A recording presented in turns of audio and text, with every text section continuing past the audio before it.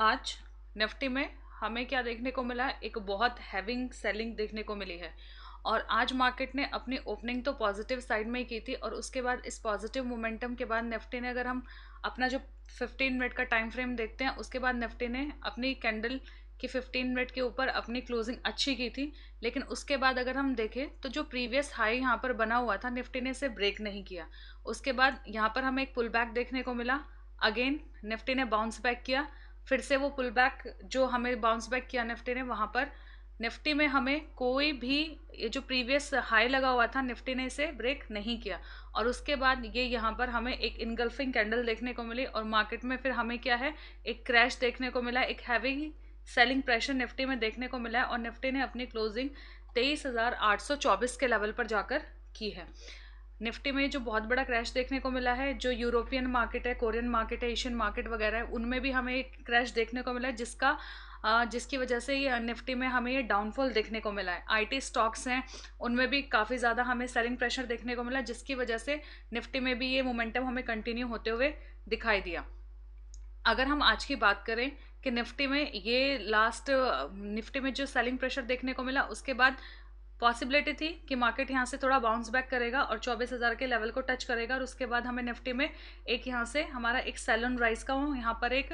Scenario बन सकता है। लेकिन निफ्टी ने उस लेवल पर ना जाकर 23,940 और 925 के रेंज में ही यहाँ पर निफ्टी ने क्या किया, यहाँ से रिजेक्शन फेस किया, और उसके बाद ये लगभग 100 पॉइंट की कैंडल बना दी, और लगभग निफ्टी में आज हमें 278 पॉइंट का डाउन साइड का मोमेंटम देखने को मिला है अपर लेवल से।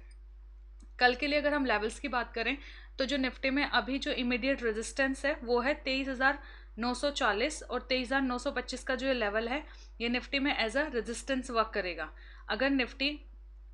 इस रेजिस्टेंस के पास जाकर, अगर कल कोई चांसेस होते हैं कि निफ्टी में हमें एक गैप अप ओपनिंग देखने को मिल जाती है, तो अगर निफ्टी इस 23,925 और 940 की जो ये रेंज है, अगर इस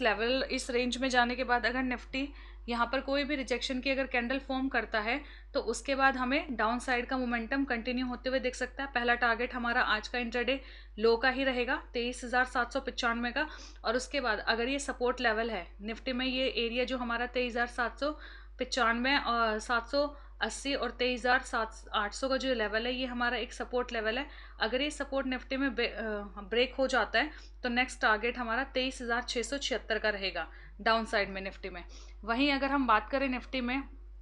कि अगर निफ्टी में कल ये एशियन मार्केट है, गिफ्ट निफ्टी है, अगर इनमें हमें कोई पॉजिटिव सिनेरियो देखने को मिलता है मॉर्निंग तक, तो उसके बाद हमें निफ्टी में क्या है, एक अपसाइड का मोमेंटम भी देखने को मिल सकता है, और निफ्टी में गैप अप ओपनिंग होते हुए भी दिखाई दे सकती है। अगर निफ्टी में किसी कारणवश गैप अप ओपनिंग होते हुए दिखाई दे जाती है, तो उसके बाद हमें क्या करना है, हमें वेट करना है। अगर निफ्टी 24,000 के लेवल के पास जाकर, या फिर इस रेजिस्टेंस लेवल के पास जाकर रिजेक्शन की अगर कैंडल फॉर्म करेगा, तो हम सेल ऑन राइज के मोमेंटम के साथ ही बैठेंगे। अगर ये 24,000 का अगर ये लेवल ब्रेक कर देता है निफ्टी, और रेजिस्टेंस लेवल के ऊपर सस्टेन कर जाता है, तो फर्स्ट टारगेट हमारा 24,000 रहेगा। और 24,000 का जो साइकोलॉजिकल लेवल है, अगर इसके ऊपर निफ्टी सस्टेन कर जाता है, तो सेकंड टारगेट हम रखेंगे 24,080, और उसके बाद जो आज का इंटरडे हाई रहेगा वो हमारा टारगेट रहेगा। तो अभी पॉसिबिलिटी यही बनाकर रखनी है कि मार्केट में अभी इंडिया विक्स पे भी नज़र रखनी है कि अगर इंडिया विक्स में हमें अपसाइड का मोमेंटम देखने को मिल सकता है, हाइक मिलेगा, तो ही हमें निफ्टी में क्या है, अगर उसमें अपसाइड या डाउन साइड का इंडिया विक्स में मोमेंटम देखने को मिलता है, तो उसके अकॉर्डिंग ही अपनी ट्रेड को प्लान करेंगे, अपसाइड के लिए, डाउन साइड के लिए। तो इसलिए अभी अपने जो ट्रेलिंग स्टॉप लॉस है उसे टाइट रखना है, और जो इंडिया विक्स है उस पर भी हमें नज़र बना के रखनी है, क्योंकि मार्केट में अभी भी वोलेटिलिटी रह सकती है। क्योंकि आज ही हमें लगभग अराउंड 300 पॉइंट का मोमेंटम निफ्टी में सेलिंग प्रेशर के साथ देखने को मिला है। तो इसलिए अपनी क्वांटिटी को मैनेज रखें, और अपने स्टॉप लॉस को ट्रेल करते हुए ही अपने रिस्क और रिवॉर्ड को मैनेज करने के बाद ही अपनी ट्रेड के प्लान को एग्जीक्यूट करें।